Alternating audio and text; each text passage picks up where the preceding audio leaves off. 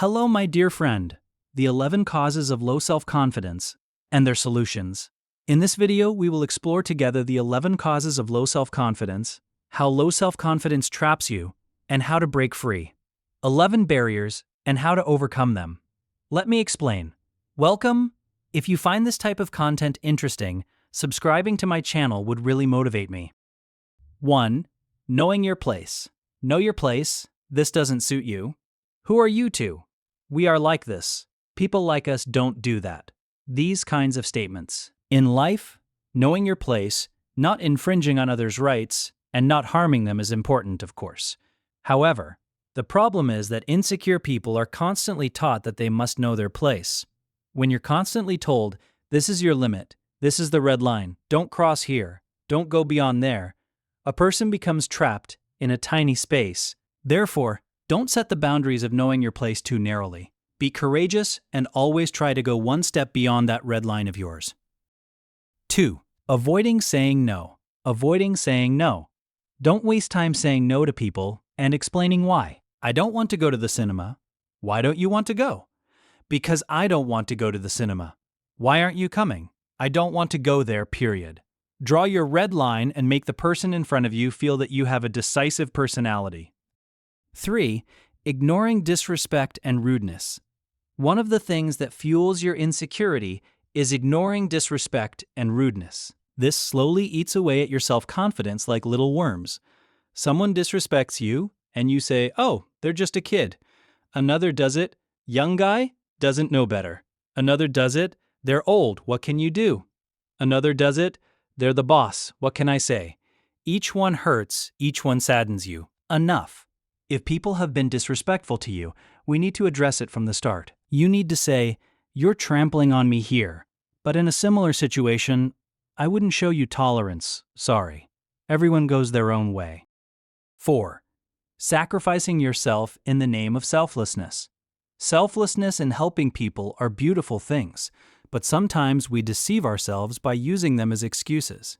You spend time on things that don't interest you at all, things you don't enjoy. They say, should we look at this project? It's not even your topic, but you say, okay, let's look. They say, should we go to this theater? You don't like theater. They say, should we do a puzzle? You don't enjoy doing puzzles at all, but you still say, okay. They say, should we go horseback riding in the forest? You don't like horseback riding, you don't want to climb mountains, but you still say sure. As a result, you spend so much time on things others want that you don't have time left for the things that actually interest you and make you happy. This is one of the things that slowly erodes self-confidence. Selflessness is beautiful, of course, but if you're constantly sacrificing yourself for others' needs, there's a problem. The people for whom you say, I did this for you, I did that for you, I gave this up for you, often don't even care about your sacrifices. Maybe they're not even by your side anymore. While you're keeping score, they're sleeping peacefully. Let me give you an example. A colleague from work comes to you and says, if I had 100 lira, my problem would be easily solved. You have your last 100 lira in your pocket. You won't be able to take a taxi home, you'll have to take the bus. Instead of saying, sorry, I don't have any either, you say, take it. I'll manage somehow. This is where your foolishness begins. The moment you say, I'll manage somehow, you're making a fool of yourself.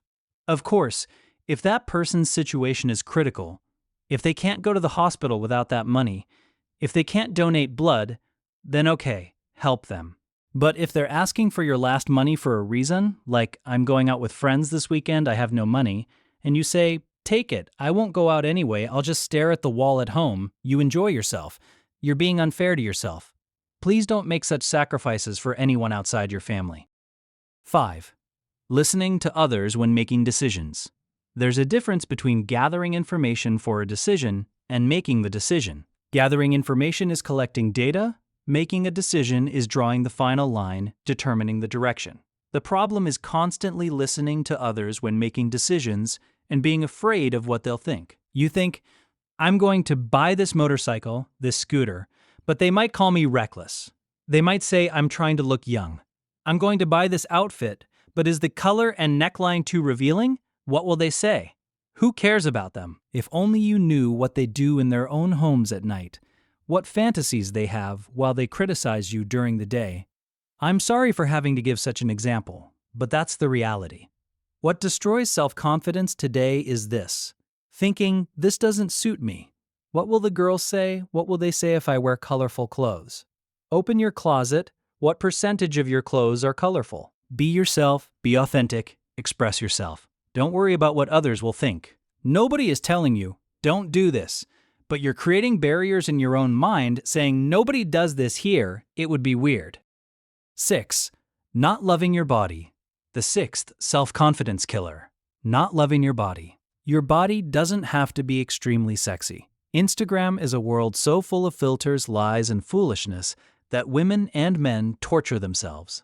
Of course, being healthy and having a fit body is important, but don't give up eating and drinking, don't use drugs, don't expose yourself trying to look sexy. Don't erode your self-confidence thinking, why is my nose like this? If you want, go get your nose done. Okay, fine, but don't spend your life trying to make others and yourself happy through physical appearance. Be yourself, be comfortable. 7. Being overly sensitive to criticism. I'm included in this one. I don't know if I have a self-confidence problem or not, but being overly sensitive to criticism is very bad.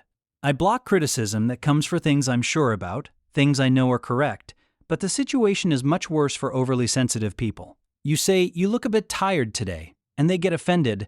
Did I say something very bad? Am I bad? Don't take offense at everything. That's why your self-confidence is already weak. A confident person, when criticized, ignores it if it's wrong and moves on. If it's right, they learn from it and improve themselves. Don't crumble like a cookie at every criticism. 8.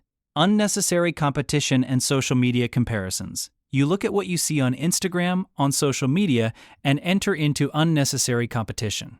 You say, I want to go on that vacation too. I want to go there, but I can't. My self-confidence is worthless. I can't run like them. I'm not as successful as them. I didn't get into that program. You compare yourself like this. Why do you compare yourself with others' circumstances? They're in different circumstances. You're in different circumstances. Especially don't believe what you see on social media. A guy posts a video. I'm walking while throwing a ball like this. He spent 2 hours filming that photo. Maybe it's his millionth attempt. Or he edited it with Premiere Pro. Used filters. Don't believe such things. Life's successes don't come to you through Photoshop or editing. I started a YouTube channel. I also started somewhere. Nobody told me to start with 1 million. Nobody descended from the sky there. You start somewhere too. Carve your own path. 9. Mindless family pressure. I have something to say to families here. Why couldn't you do it? Does it suit you? You're going to be their child. You won't be worthy of your mother and father. May God punish you. Every year in the world, many students commit suicide because their father or mother was angry, because they thought they couldn't face them. After exams, after university entrance exams, after high school, they end their lives because they couldn't face their family. Please don't crush self-confidence this much. You're killing that child. It's not their fault. Your approach is wrong. 10. Perspective on hopelessness. If you change your perspective on seemingly hopeless situations, you'll slowly find solutions. My financial situation was also bad when I was a child. When I say poverty, I'm not talking about being in need of bread. If someone is that needy, they can't watch this video anyway. But there really are people who can't afford the clothes and outfits that would boost their self-confidence. My only request here, work for yourself. Don't put the responsibility on your parents. If your age allows, work somehow, earn even if it's little. And don't compare yourself with people whose financial situation is 2 or 3 times better than yours. 11. Financial situation in comparison. I hope your self-confidence stands tall. I really grew up in a very bad environment. Then, with my own means, I studied at very good schools. I hung out with very successful people in the same environments. I had very good friendships. My self-confidence is strong. I'm not saying this to be an example, but if I could accomplish something like this, you can accomplish 10 times better than me. See you in the next video.